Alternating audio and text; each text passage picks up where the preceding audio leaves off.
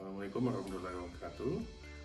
Perkenalkan pada hari ini kami dari kelompok 4 untuk menyampaikan sebuah presentasi terkait decision making, learning, creativity, and entrepreneurship.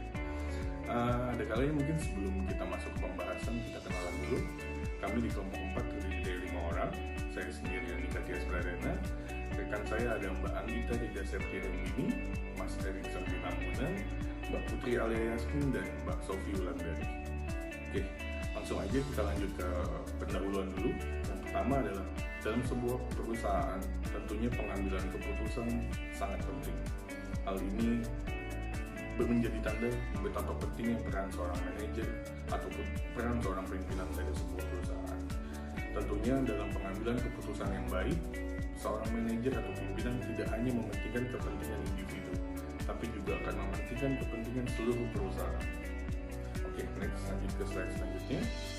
Oke, manajer tentunya akan mempertimbangkan segala macam hal untuk bagaimana perusahaan dapat bertahan hidup, meningkatkan asetnya, meningkatkan profitabilitasnya, dan juga manajer yang baik akan menjadi problem solver bagi setiap permasalahan yang ada di company.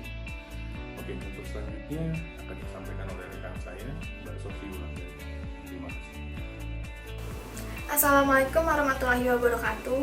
Saya Sofi Wulandari akan melanjutkan penjelasan dari Mas Andika. Proses pengambilan keputusan mencakup beberapa tahap, yaitu mengidentifikasi dan merumuskan masalah, membuat berbagai alternatif keputusan, menilai alternatif-alternatif keputusan yang telah dibuat, memilih alternatif terbaik sebagai hasil keputusan, mengimplementasikan hasil keputusan, dan yang terakhir, memperhatikan umpan balik sebagai bahan pembelajaran di masa depan. Dalam setiap keputusan yang akan diambil, seorang manajer terlebih dahulu memutuskan tentang apa yang akan dikerjakan dan adakah pilihan alternatif yang tersedia. Selanjutnya, dari setiap alternatif itu dipertimbangkan pula kelebihan dan kekurangan serta dampak yang akan ditimbulkan. Baik, selanjutnya akan dijelaskan oleh Mbak Anggita Septiarendini. Terima kasih. Terima kasih Mbak Sofi Wulandari atas kesempatannya. Saya, Anggita Rida, akan menjelaskan tentang tugas dan tanggung jawab manajer, terutama tugas dan tanggung jawab secara universal manajer di Bank Mandiri. Pada proses pengambilan keputusan mencakup beberapa tahap, yaitu mengidentifikasi dan merumuskan masalah, membuat berbagai alternatif keputusan. Contohnya, pada kondisi pandemi COVID-19 ini, manajer harus memiliki beberapa alternatif agar target dapat tercapai menyesuaikan dengan kondisi, dengan melakukan engagement terhadap rekan kerja secara berkala dengan daring atau online. Begitupun engagement terhadap nasabah atau merchant dalam penawaran program yang telah disusun dalam target tahunan. Selanjutnya, menilai alternatif-alternatif keputusan yang telah dibuat, apakah sudah sesuai atau perlu direvisi kembali. Memilih alternatif terbaik sebagai hasil keputusan, mengimplementasikan hasil keputusan, dan memperhatikan umpan balik. Dalam artian, manajer juga memerlukan umpan balik sebagai evaluasi dan sebagai acuan dalam menyusun target dan strategi kerja pada tahun yang akan datang. Untuk itu, tugas dan tanggung jawab manajer sangat penting dan sangat diperhatikan oleh kepala unit sebagai jembatan terhadap rekan-rekan kerja yang saat ini sangat mengacu pada arahan yang baik yang dibimbing oleh seorang manajer. Berikut tadi adalah tugas dan tanggung jawab manajer secara umum pada tiap unit. Secara khususnya, dalam manajerial pusat Bank Mandiri, tugas dan tanggung jawab seorang manajer adalah sebagai berikut. Menjalin komunikasi dan koordinasi yang baik dengan unit-unit kerja di Bank Mandiri dan anak perusahaannya, serta berdiskusi secara berkala terkait hal-hal yang sedang menjadi isu di Bank Mandiri, lalu menemukan solusinya secara bersama-sama. Membuat rekomendasi dan laporan antara lain persetujuan program kemitraan dan bina lingkungan, atau Corporate Social Responsibility. Ini adalah tanggung jawab dan tugas kedua.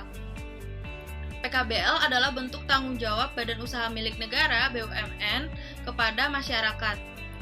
PKBL dilaksanakan dalam Dasar Undang-Undang Nomor 19 Tahun 2003 tentang BUMN serta Peraturan Menteri BUMN Nomor 5 MBU 2007 yang menyatakan maksud dan tujuan pendirian BUMN tidak hanya mengejar keuntungan, melainkan turut aktif memberikan bimbingan dan bantuan terhadap pengusaha golongan ekonomi lemah, koperasi, dan masyarakat.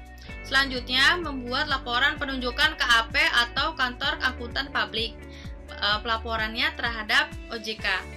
Ada beberapa laporan yang dilaporkan, yaitu laporan kerja, laporan tahunan, laporan triwulan, dan laporan anggaran. Hal tersebut wajib dilakukan setiap badan usaha milik negara atau BUMN yang telah tercantum dalam POJK nomor 13/POJK.03 tahun 2017. Selanjutnya, membuat evaluasi laporan pelaksanaan tugas Direktur Kepatuhan, penyesuaian annual audit plan, laporan hasil evaluasi pelaksanaan pemberian jasa audit atas informasi keuangan historis tahunan PT Bank Mandiri Persero, serta laporan hasil evaluasi pelaksanaan pemberian jasa audit atas informasi keuangan historis tahunan dana pensiun lembaga keuangan di PT Bank Mandiri. Nomor 3 yaitu pelaksanaan penelaahan, laporan, dan hal yang perlu mendapatkan persetujuan Dewan Komisaris.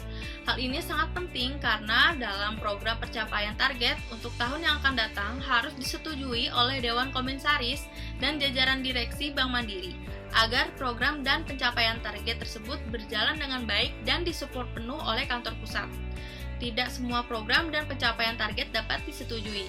Oleh karena itu, harus dievaluasi sebelum dijalankan. Yang keempat yaitu mengusulkan sistem remunerasi yang sesuai untuk pegawai Bank Mandiri oleh direksi dan Dewan Komisaris Bank Mandiri berupa sistem penggajian atau honorarium, fasilitas atau tunjangan, dan tantim. Tantim sendiri adalah bagian keuntungan perusahaan yang dihadiahkan kepada karyawan yang baru dapat diberikan bila perusahaan memperoleh laba bersih sebagaimana ditentukan dalam pasal 70 ayat 1 Undang-Undang Nomor 40 Tahun 2007 tentang Perseroan Terbatas atau Undang-Undang PT. Biasanya akan diberikan seperti bonus tahunan. Berikut adalah ulasan singkat tugas dan tanggung jawab manajer di Bank Mandiri secara universal dan secara khusus internal pusat. Untuk selanjutnya, rumusan masalah dan solusi akan dipresentasikan oleh rekan kami, yaitu Saudara Erikson Timenambunan dan disambung oleh Saudari Putri Alia Yasmin. Terima kasih. Terima kasih atas kesempatan yang telah diberikan. Selanjutnya, seperti yang kita ketahui bahwa saat ini kita sedang menghadapi pandemi COVID-19 yang tentu sangat berdampak pada perkembangan beberapa kondisi industri di tanah air.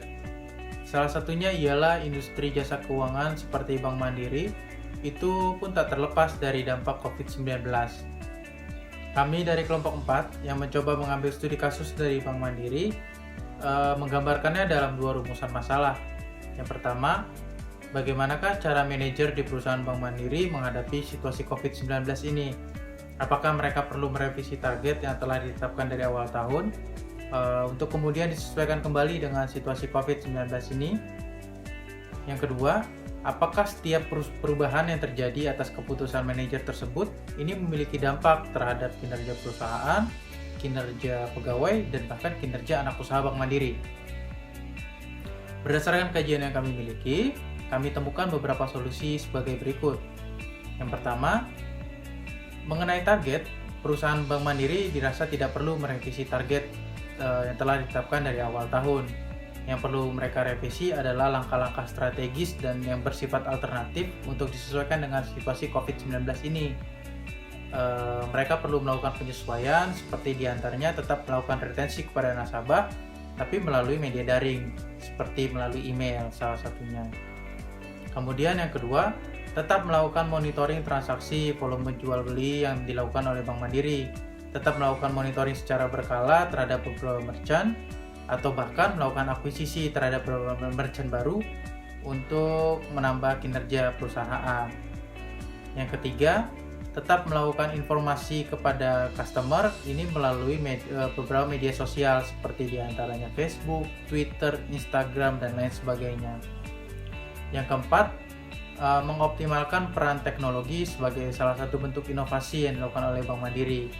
Seperti yang kita ketahui bahwa Bank Mandiri sendiri itu telah melakukan beberapa inovasi, Di antaranya Bank Mandiri telah dapat melakukan pembukaan account melalui online, kemudian juga melakukan pendaftaran kartu kredit melalui online, dan bahkan melakukan transaksi jual beli melalui virtual account Bank Mandiri, dan itu dilakukan secara online. Untuk menanggapi solusi atas perumusan masalah yang kedua, ini akan disampaikan oleh rekan saya Putri. Terima kasih. Baik, terima kasih atas kesempatannya. Kali ini saya akan membahas slide tentang solusi dari permasalahan yang kedua. Perubahan akibat dampak COVID-19 akan berpengaruh manajer dalam mengambil keputusan dalam keadaan yang darurat seperti sekarang. Solusi yang pertama adalah memanfaatkan teknologi yang sedang berkembang dan mencari cara yang kreatif dan inovatif untuk diaplikasikan kepada perusahaan. Sebagai contoh, untuk meningkatkan layanan kepada nasabah dapat meningkatkan teknologi digital banking, sedangkan untuk internal antar karyawan dapat menggunakan layanan teknologi seperti meeting online atau Zoom agar mempermudah komunikasi dan koordinasi antar karyawan dan manajemen. Yang kedua adalah memberikan coaching kepada karyawan untuk meningkatkan layanan kepada nasabah dan memberikan informasi yang solutif. Yang ketiga adalah memberi perhatian optimal kepada anak perusahaan sehingga meningkatkan engagement yang baik. Baik, sekian presentasi dari kelompok kami. Kurang lebihnya mohon maaf. Assalamualaikum warahmatullahi wabarakatuh.